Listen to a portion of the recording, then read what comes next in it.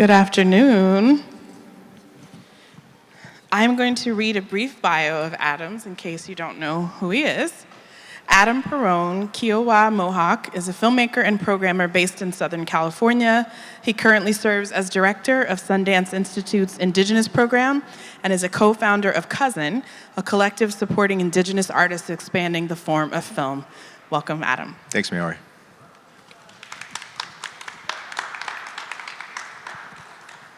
And I also wanted to say, you have a film screening in the festival, and I don't want to butcher the pronunciation, so could you say the title? Dañcut. Dañcut? Dañcut. Dañcut, okay. And that film, I'll spell it out for you, is DAU:, N with an Enya, CUT / moving along. Moving along image. And it's screening this evening at 8:30 at the here, Yeah, right? at the Critical Reflections program. Thank you. So, what do you think about BlackStar? It's great. Yeah, it was like I've been wanting to come for a while. Like I was telling you, I was able to attend sort of like my first BlackStar virtually during the pandemic. We had that, but yeah, it's great to be here. It's my first time in Philly too. So yeah. Did you get a cheesesteak? I did yesterday. Where'd you go? Cosme's. What? I don't even know that place. I went with a local. My friend John Cardellino's here. Oh, somewhere. okay. Yeah, he's back there. But yeah, he's a local. He took us. So yeah. How was it? It was great. Yeah. Awesome. Can you tell us about your film and why it was important for you to make this story at this time? Yeah, I've been sort of working on this like longer feature, and this was like a story I was trying to figure out how to incorporate into it, and it kind of just became its own thing. Without like spoiling, well, I mean, you guys will see it.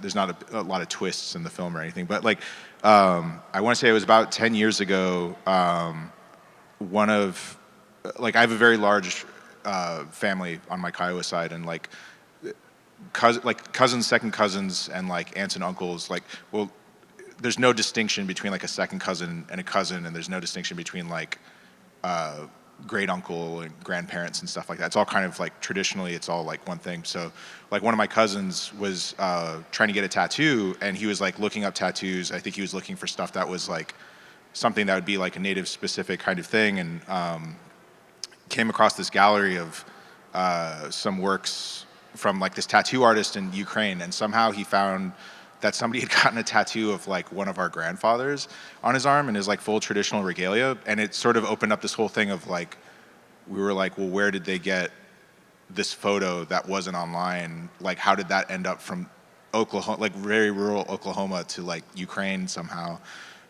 So it was sort of a story that I always thought about a lot, because it was just like a very bizarre thing. Like, we only found out about it online, and I'd never really talked to my cousin, the one who's like a direct grandson to the man that was that my grandfather, my cone, as we say in Kiowa,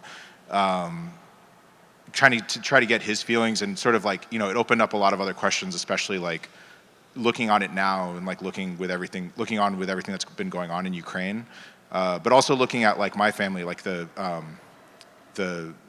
my relative who is in the tattoo was like a veteran. He was like a career Marine. He'd like served a couple tours in Korea and Vietnam as well. And so kind of like looking at that, because I think even with like Native Americans, like we serve at a higher rate than any other community in the US. And so like looking at a lot of the, I guess you could say, ironies of history of that, but also like kind of trying to get, you know, my cousin and his family's thoughts on it, because they all serve as well too. They've all served in different branches, and my cousin was a former Marine as well too. And I don't know. And then just thinking, even like near us, there's a place called Fort Sill, and it's like one of the top training bases in the U.S. And the reason it was built was for westward expansion and like colonizing us and the Apache and the Comanche. And so just kind of looking at all of that with everything that's going on with Ukraine, and then there's like a part in the film later on of bringing, in a really weird way, it was like as I was editing the film, kind of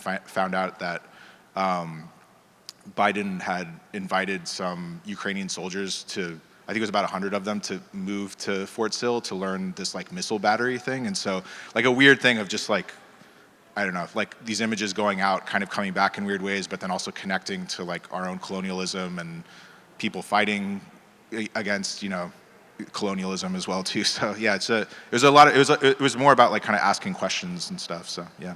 What tattoo did your cousin end up getting? That's a great question. I actually don't know. He's got a couple, and I think but I don't know what he ended up getting in that. But I just remember when he found it, he shared it with everyone, and everyone was like, it was kind of this joke, but then it also was like, yeah, again, it opened up all these weird questions, or people were like, how did this happen? So. Yeah. That's incredible. Toward the end of the film, there's a conversation in which someone says the ways in which images go out in the world and then weirdly come back to the place of origin. Why was that important for you to make sure that stayed in the cut? Yeah, it's a good question. I think, like, in all honesty, like, I think that line plays more into the feature I've been working on, where there's another thing where the feature, I mean, it's about, again, a lot of things, but like kind of the main thread through it is back in, I want to say it was about 5-6 years ago, I had come home from like work one evening and was like just trying to find something to watch on Netflix, and was kind of like going through all these rabbit holes, and I came across this old silent film that I'd heard about called The Daughter of Dawn, and it was kind of famous, at least in my community, because it was this silent film where people had kind of known about it a little bit. Like, it was this silent film that was lost, and then it got rediscovered in like 2012 or something like that, and restored. But it featured a lot of people from our tribe in the film, and it's like, it's not a Western. It's like, it's kind of this film where it takes place before like contact and stuff like that. And but again, they had a lot of people from our tribe in there. But it was weird watching, like, I never got around to seeing it, but like when I was watching this sort of Netflix preview video that would kick in, there's this guy that I noticed in the background, and I realized it was my great-great-grandfather, like, in the back, and it was like, I never knew that he was like in this film, and so it was kind of a reference to that, because it was a part of a larger conversation I was having with my cousin, some of it that didn't make it out, but I think it was like with something like that, where it was like this image of this man that I'd always seen as like a kid, like hanging above like my like grandmother's chair. It was like her grandfather and stuff. And then like all of a sudden seeing an image of that man, but it's like moving, and like what a weird kind of experience that was. And then even like the thing with this too, where it's like my grandfather who is in the tattoo was the grandson of that guy, and like same thing where there's this image that somehow goes out and then it like weirdly sort of looped back to us like some sort of weird boomerang or something. And so yeah, I don't know what it is, but I think it's like, I think with a lot of indigenous people too, I think like I don't want to say we're used to, but I think there's a larger history of like images of us or people from our communities that like become something different, like outside of our control, and it's something that we sort of take back, and it's like, cool, like, I don't know, like this person is now a mascot, or you know what I mean? Like, and I'm not saying that lightly, like, I mean, that's like a real thing where like, or it's like, cool, this person ended up on a t-shirt and it's selling at like, I don't know, Hot Topic or something like that. And you're like, but it's a thing where it's like, I don't know, it opens up a lot of questions of like, what happens like what happens when we lose control of our images, but also like, how much do we control those images? You know what I mean? So I don't know. I don't have the answers to any of that. It's just more me asking questions about it, so.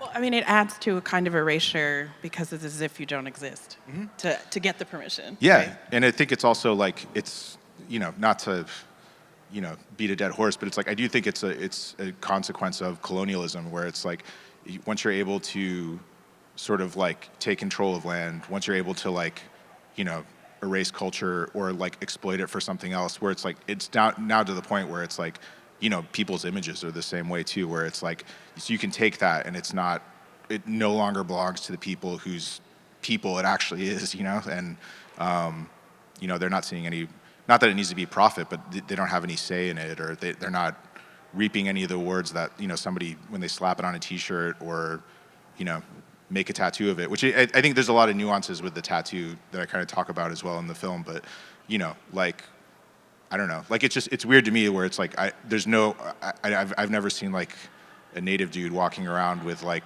some Ukrainian grandfather on his arm, you know what I mean? Like, I don't know why that happens, but yeah, I mean, I guess we look cool, like, I'll take that, but I mean, I don't know, it's weird to think about, like, if it's the other way around, why that would be perceived as bizarre, but like, if it's the other way, it's people are like, yeah, that's normal, so I don't know. Yeah, totally. It also is making me think a bit about what 20 or more years from now, with the proliferation of images on social media that we don't own anymore, and with this conversation around AI and images of actors and things like that, how this is going to be addressed as well. Yeah, no, I think about that too. Like, I mean, in the film, like, I was trying to think of like a way to connect or to get some footage or to show what life is like inside of Fort Sill, like the base. And it was weird because I was like, they allow civilians to kind of go through there. You have to go through this whole thing, but I was like, I don't know. I mean, I guess I could film something and just drive around, but I was like, it doesn't seem interesting. And then I was like, looking through TikTok, I just was curious. I was like, yeah, what kind of videos are out there? And like, you find like, apparently I fell into like this rabbit hole of this thing called like Mill Talk, where it's like military TikTok. It's like, but it's like these people documenting their lives or things like that. These soldiers or these people serving there, and it's like, I don't know. It's really interesting because one, like, I'm like, I don't even know if that's technically legal.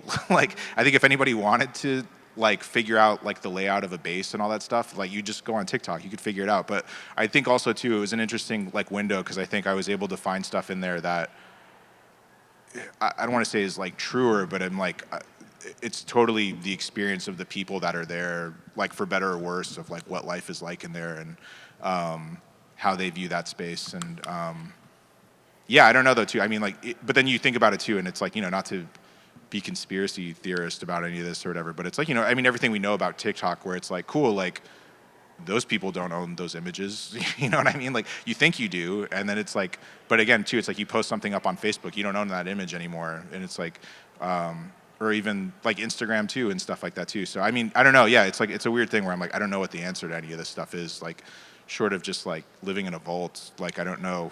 I don't know if there is a thing where like maybe there is some type of new negotiation with that, but I don't know what that looks like, you know, so. Yeah. Can you talk a bit about what the themes of your work has been as a filmmaker? My understanding is you work a lot with like family archival materials and maybe sometimes found footage, also relating to this, so. Yeah, I mean, I think like a thing, like that instance I kind of talked about of like seeing my great-great-grandfather in that film was like, I do feel it was a very sort of pivotal moment for me in a lot of ways. Like, I was trying to figure, I was kind of like, I hadn't really been making films for a long time, and I think I was kind of trying to figure something out, but as I kind of like would think about that a lot, it opened up a lot of, I think, of like kind of with what you were saying, seeing sort of the possibilities of exploring like new ideas of time, or like at least from an indigenous standpoint, like how I think a lot of indigenous cultures view time as like a very circular thing, and you know, seeing what does that look like, and you know, and I think it's, I don't know, yeah, it's something about that, and I think also just like sort of the materiality of a lot of this work, or like immateriality of it, but like, yeah, what is it? I don't know. Yeah, it's a lot of kind of like with what you were saying. It's like both time and seeing how we can, in a way, almost kind of like commune with the past, but also kind of commune with what's ever to come, sort of. So, Thank you. You have a day job, as director of the Sundance Institute Indigenous Program. Is there anything that you all are working on in that program that you can talk about? yeah, I mean, we have a number of grants, and we have like our own lab where we're able to support folks working on feature films and episodic projects, and we have a number of other grants related to that as well too. And but one thing that like I'm really happy about, we were able to secure this really great endowment with the support of this tribe in Northern California, just outside of Santa Rosa. But we were able to make this endowment that will go specifically to supporting indigenous artists from federally and non-federally recognized California-based tribes, which I don't know. Like, I mean, you know, I'm married to a California Indian. My kid's a California Indian. So it was like something that I was thinking about a lot, of how California has a very unique history with its indigenous community that is much different. It's similar, but also very different from the rest of the country for a number of different reasons, but also how much of a disadvantage a lot of those communities in California have been. And also, too, just thinking about even with film, like with how much film history and just, you know, both the industry and just the history itself of film taking place in California on these people's land, and they've not received anything in compensation or any sort of like true recognition of it and stuff. So I don't know. Hopefully this is something that like maybe will start to change the way people think about that, and you know, also just creating support and momentum for a lot of those people from those communities. So. That's wonderful. You're also part of the collective Cousin, which I mentioned in your bio, and I was wondering if you could share with this audience what Cousin is and how it works to support Indigenous artists. Yeah, so me and 3 other co-founders, Alexander Lazarovich, who was here earlier, Sky Hopinka, who's going to be here a little bit later, and Adam Khalil. We were at the 2018 Flaherty Film Seminar, and we were all friends, like we all knew each other before, but it was the first time we'd all kind of had been in the same space together. And we really wanted to create something that was, I guess you could say, like less sort of industry focused and more around like a lot of our interests of like folks working in experimental and avant-garde or just sort of like form pushing kind of work. Just because I think it's like, regardless of whether you're Indigenous or not, I think it's hard in general to get support for that type of work. And you know, when you throw the Indigenous part of it, it's like we're so much a smaller sliver of that pie, and it's just like it's harder to not justify it, but I mean, when you're going for grants and stuff, you have to like explain it from a sort of a non-Indigenous standpoint. You have to like be like, how does this in 3 acts, and you know, all that stuff. But I think like with us, it was something where we really we liked each other's work. We knew of a lot of other people that were in this space and like looking for support, and so I think we were really kind of tried to approach it collectively of, you know, based off of our own knowledge, our own experience, our own resources of coming together, figuring out how we can like help not only get these types of works made, but also get them seen and shared. And so, yeah, we just announced sort of like what we call like every time we put out a call for support, we call it sort of a cycle. So we just announced like our call for our 3rd cycle of support, which is a mix of both commission projects as well as creative practice support. And yeah, it's like $10K for each project or for creative practice support. But we're very like, I think we try to be very hands off. And I think because part of it too is like, we don't want to dictate to Indigenous artists like what they should be making, or like, unless they need help and they're asking for advice. But in general, like, yeah, we just try to offer the support and just like let the work do its talking rather than us trying to speak for the work. And it's been great. Like we're international, like we have an international focus, like kind of a main focus on folks from the US because of the lack of funding here compared to other countries. But we do support a lot of international folks as well too. And yeah, so it's kind of what we do. We do a lot of things. It's like we like I said, we offer direct support, but also like, you know, try to get the work out there in the ways that we can. So. So you mentioned that there's a feature version of the short that we're seeing this evening. Will it have the same title, and when? No, I'm working on the title. It's like, I think it's like, I'm hoping to have it done probably by the end of the year, I think. So I don't know, maybe I'll be back at BlackStar next year. We'll see how it goes. So. Yeah. But yeah, it's kind of looking specifically at like the histories of early film, like in the way of like the development of film as like a medium, but like looking at a lot of, not to have it be like when Indigenous people invented cinema, it's not that, but it's like looking at specific locations where like there's a mine in like Central California where Kodak got a lot of its silver originally. So like looking at the history of that land, how people were like cleared out of it, put on a reservation, and like how that land was exploited, or also looking at like how like Edward Muybridge, he was involved in, there's this, one of the last Indian wars called the Modoc Wars, and he was there like documenting it and presented essentially a false narrative that sort of essentially got a lot of Indigenous people killed. And then also too, looking at even just like sort of the idea of like Hollywood in and of itself, like the Indigenous community, like the Tongva people there, of like all that stuff's made on their land and like there's no recognition for them and stuff, so yeah. Yeah. I would love to ask you, what are you watching right now?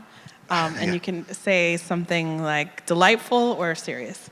Yeah, I mean, I've been watching a lot of those like Buster Keaton shorts on Criterion Channel. Those have been pretty great. I have like a 5-year-old girl, so I've already seen Barbie twice. And yeah, I don't know. I might go see like the Meg 2 or something. Kind of want to just see like a big shark just destroy stuff. So yeah. Hi, camp. Totally. Does anybody have any questions in the audience? No? No. Oh, sure. Hi. Oh, I'm sorry, 1 second.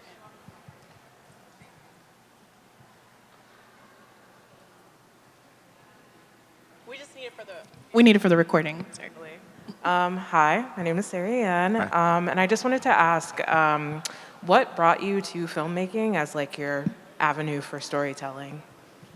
Yeah, I mean, I think it's something, I don't know. I kind of tend to have like obsessive tendencies, and I think as a kid, I just used to watch stuff all the time. Like, there's like a story, I don't know, one of my parents have of like, I guess I was like really into The Wizard of Oz, and I watched it so many times, I guess that the tape broke, like the actual, like, so, and I kind of threw a fit until they went and had to get another copy, and then it was like, was good and started watching again. But I don't know, I think it was like around maybe when I was like 11 or 12, I kind of was watching stuff, but like in a different way of like trying to figure out how it was actually made, you know?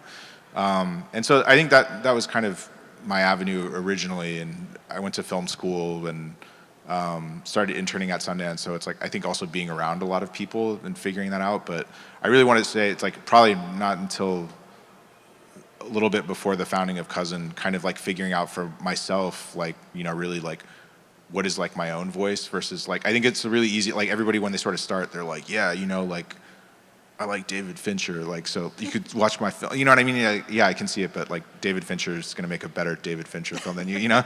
And so like, I think, you know, but I think it's like, you really have to like, that's been my thing of like really figuring out like what is something that I want to spend my time with, what's the kind of films I want to make.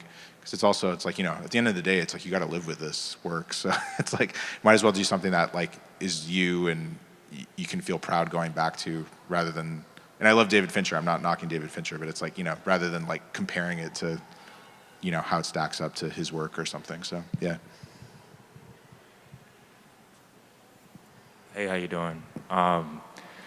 So where I'm from, there's this Dunkin' Donuts that has these air conditioners, and on them there's this Tecumseh head, and it's got me thinking about what you talked about with how these images are used for whatever reason, and it's by people that were, you know, our or their enemies. And in conversation with a person who's white, they didn't see how these happenings were wrong because it was a part of war. And in a sense, I think he's right, but we're not fighting to the level which we have had in the past. Like Tecumseh was adamantly against the expansion of the US, and the company putting his head on their product is like putting your enemy's head on a spike. Yeah. And how, I guess, what does that make you think? It's more of a comment than a question, but like, where does that fit in this conversation? Yeah, I mean, there's a whole history of that. It's like, I think there's a lot of, I think it's like in Tommy Orange's book, there's a whole thing where there's a theory about like where the sort of like Indian head profile comes from. And like one of them is from like when, like in the early kind of like New England colonies, like when, you know, they had like beheaded some native folks and had their heads up on spikes, and like that it was sort of like, I don't know, like a trophy kind of a thing. I mean, there's other theories too of like where that comes from as well too, but I think it's like, I don't know. I mean, I do think that there's a element of kind of like plunder to the whole thing when you really think about it, because I don't know, like there's a reason why I can't think of, at least in the US, of anybody doing that to any other community and like either not getting instant backlash or like, I don't know, I think maybe it's a mix of, because there aren't as many of us, like there are a lot of indigenous people in the US, but I mean, proportionally, I guess you could say, to other folks, I think because there's been so much erasure of us that it's easier for people to do that, or they don't think about it because it's like they just think of it as like a cartoon, like you were saying. But I think also, yeah, I think it's also too, because it's become like a tradition at this point that I think people just don't even think about it, you know? And I think it's just a thing where they're like, yeah, it's as American as apple pie almost, like where you know what I mean? Like in Europe, you're not, I mean, I'm sure it's happening there too, but it's not like here where people, it's tied to some sort of a larger American idea that people don't really know what that is, you know, so. We can take one more if there's another question. Nope. Cool. Thank All you right. so much. Thanks, Maori. And make sure to see Adam's film, Don Co. Yeah. Okay. That's good. Yeah. At 8:30, and Suzanne Roberts in the. Let me see this. Oh wait, no, it didn't. We didn't put the shorts program in here, so. Okay. Critical reflection. Yeah. So, yeah. Thank you so much. Yeah. Thank you. Thanks.